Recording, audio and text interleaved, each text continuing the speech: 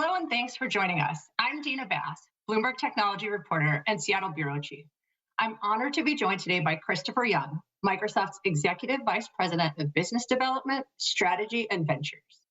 Prior to joining Microsoft in 2020, Christopher was the CEO of McAfee. Thanks so much for joining me. Dina, thanks for having me. Great, well, let's jump right in. So you oversee Microsoft's corporate strategy team as part of your role, and that team weighs in on which new areas Microsoft should enter or where it should expand investment. What are some areas you want to get into? So we in our strategy team try to think really long term about where Microsoft should be going over the next kind of 10-year horizon.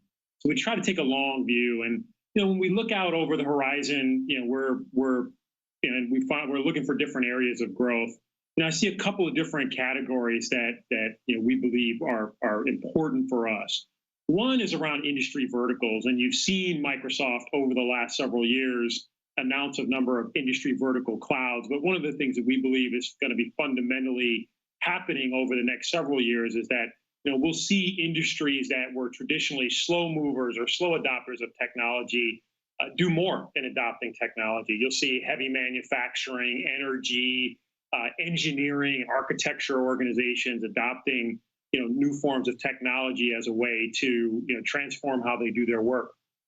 Another category we look at is digital biology as an example, and that's really where you bring health, life sciences together with technology platforms like the cloud and AI to bring new drug discovery, therapeutics, precision medicine capabilities to bear to help make us safer. And I think all of us have been experiencing the power of faster, very reliable drug discovery over the past just the past several years.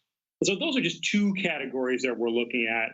Now I also have our ventures team is also part of my team, and we through our venture arm doing a number of investments in these same categories, as well as in businesses we're in today that we think are going to be secular, sort of transformative businesses over the long term, like security, as well as AI and other areas like that. It's interesting to hear you talk about going more deeper into the vertical stack as you come up with cloud solutions. I know we were talking to Adam Selipsky, the new CEO of AWS, a couple of weeks ago, our Emily Chang was, and they also mentioned embarking more on this kind of vertical strategy, also with a focus on things like healthcare and financial services. But it's interesting to hear you flag some of these industries that have not yet transformed in the cloud, what we would probably traditionally think of as older economy type of verticals. What have been the gating factors there, and why do you think Microsoft is well positioned to help those industries get into the cloud more? Some of the gating factors for certain industries have been expertise. Some of it there hasn't been an economic incentive in certain cases. And so, what we've seen, obviously, with the acceleration of the usage of cloud and the availability of different technologies, you're starting to see, we're starting to see a faster acceleration of some of these trends.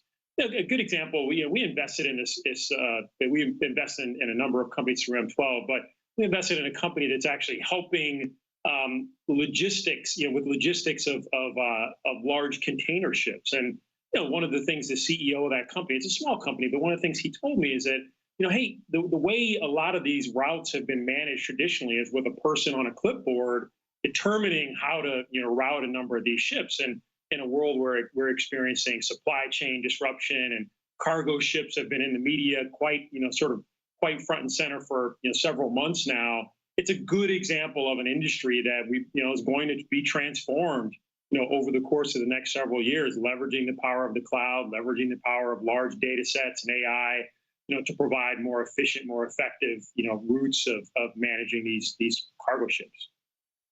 Let's talk about healthcare. We all know that Microsoft's been investing quite a bit in healthcare and is trying to close the Nuance acquisition right now. But you were mentioning some newer areas. You just mentioned digital biology. What exactly is that, and why is Microsoft interested in it as a software company rather than a healthcare company?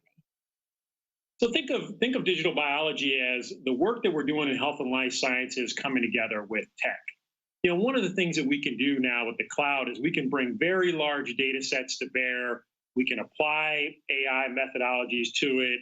And that allows us to do things like shrink the time we're required to do drug discovery and development, come up with new ways of delivering precision medicine, new patient care methods. So these are all new sort of developments that are happening because we're able to bring technology together with traditional research and modernize it in many ways. And so we see it as an opportunity, number one, to improve the way we deliver healthcare, broadly speaking, to the people around the world.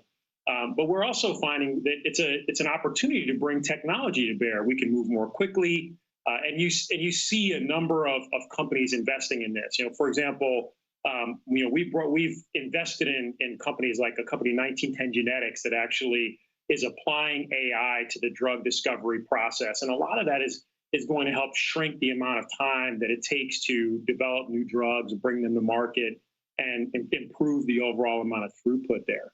We've also been working closely with larger players like Novartis, where we put together a partnership again to help them bring the power of the cloud to put together large data sets and really drive a faster, more effective way of drug discovery and development in their research and development arm as well.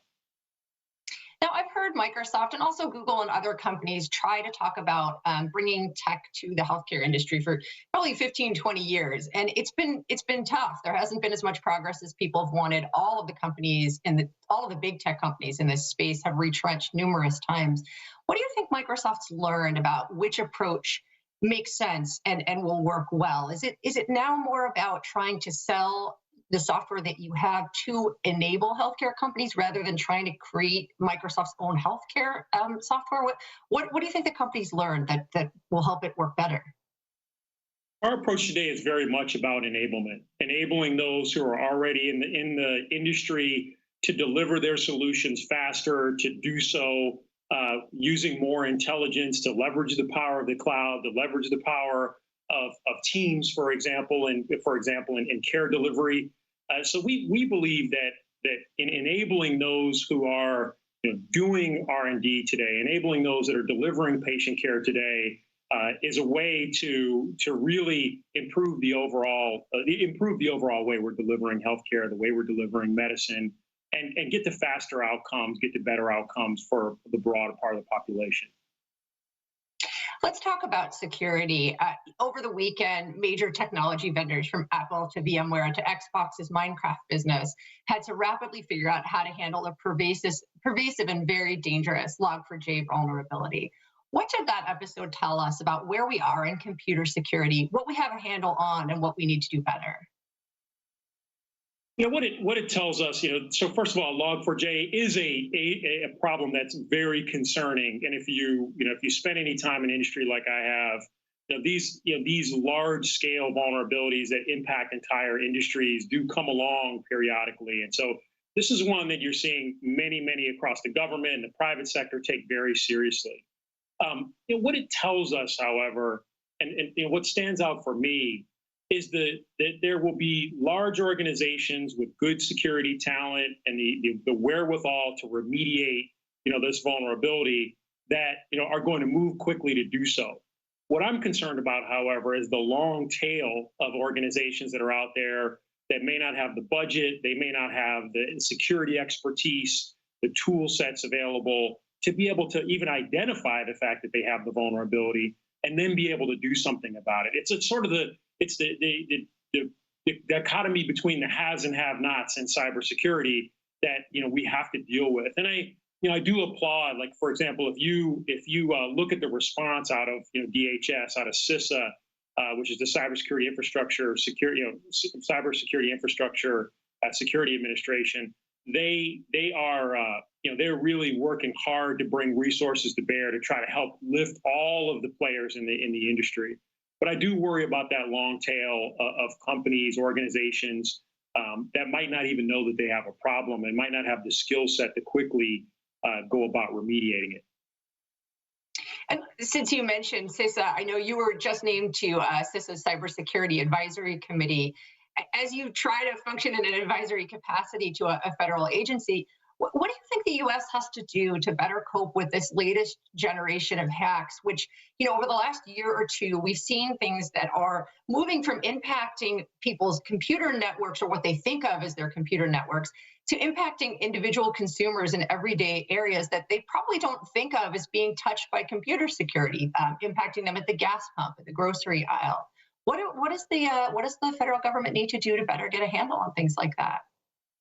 One of the things the federal government is doing, working hard at right now is bringing private sector together with the efforts that they're driving inside the government itself. And I think that's an important element to this. Like, for example, we work at Microsoft very closely with the federal government. We just recently announced a large-scale skilling initiative. It goes back to my point about the security haves and have-nots. We've got to skill many, many more people because we've got a talent shortage in overall cybersecurity. We've got to bring more tools to bear to larger parts of, like I said, the organizations that don't have the capability and the tool sets to remediate vulnerabilities or identify the vulnerabilities. And so what I think is happening today, and I think is the right direction of travel for us in cyber, is those public-private partnerships and the kinds of work that CISA is doing with private sector. I think is the right step to be taking right now, because this is a problem that it affects us all. It affects public sector, private sector, as you pointed out. It affects individual consumers, and so it is going to take an approach where we bring the different domains together across the landscape, from government to private sector, to really bring a coordinated response, both to the issues of the day, but over the long term to tackling the more systemic challenges like the labor shortage, like the skills needed, and the overall modernization of architecture, which is going to improve our security posture across the board. Let's talk about Microsoft's role here specifically. Microsoft's been investing dramatically in the past few years in expanding its security business and capabilities, both through organic growth and hiring and through acquisitions. Where should we expect Microsoft to focus on building out its security business next? What are areas where maybe the company isn't right now and you want to be?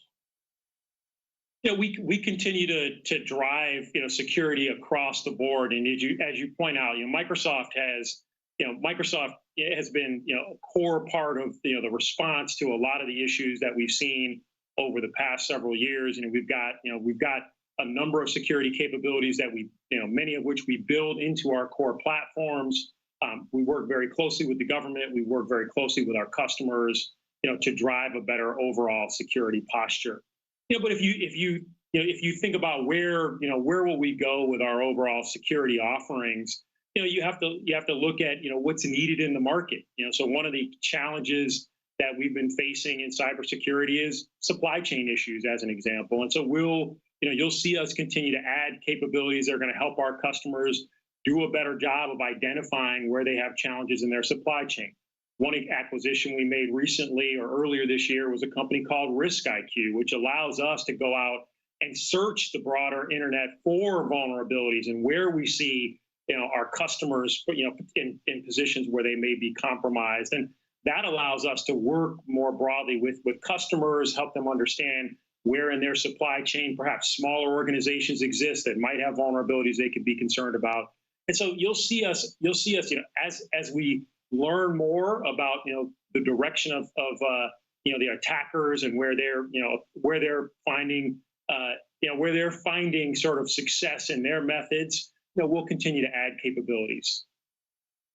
Anything besides, and actually, let's go over, when you say supply chain, what you mean is Microsoft customers have to know where they're getting their software, their hardware, their products, their services, whether any of those vendors have a vulnerability that might affect them. Is that what you mean? You have to have visibility. In fact, like everything in security starts with visibility. And so we're improving the visibility we're giving to our customers, but again, not just in their own organization, we're able to look across organizations, and that's one of the things that Risk IQ brings to us. And you also have seen us continue to add capabilities of security around the cloud. We acquired a company earlier this summer called Cloud Knox, which allows us to bring identity management capabilities across clouds, and that's an important aspect of the overall security model. Identity is a big factor And so, and being able to provide, security models that, cut across different clouds as customers have capabilities that are running workloads across different clouds. We think that's an important part of our franchise, and one of the reasons why Cloud Knox is not part of Microsoft. You mentioned earlier wanting to get more into verticals that are more manufacturing, old economy type of things. What do you need to invest to harden security for those companies as well? We work closely with companies across different industries, and I would say, many of the problems that affect the industry broadly also affect these kinds of companies. And certainly we've seen, some of the big challenges with ransomware and others are affecting companies that are both sort of more, so I would say more physical in nature, and others that have more information based in their architecture. So I don't know that there's anything that we've got to do specifically for those companies, but each organization, given the nature of its business, will face different types of challenges. For example, manufacturing organizations are going to have systems that potentially operate in an autonomous fashion. They're going to automate factories, and so we're going to you'll need more of an IoT oriented security approach for a lot of those types of organizations.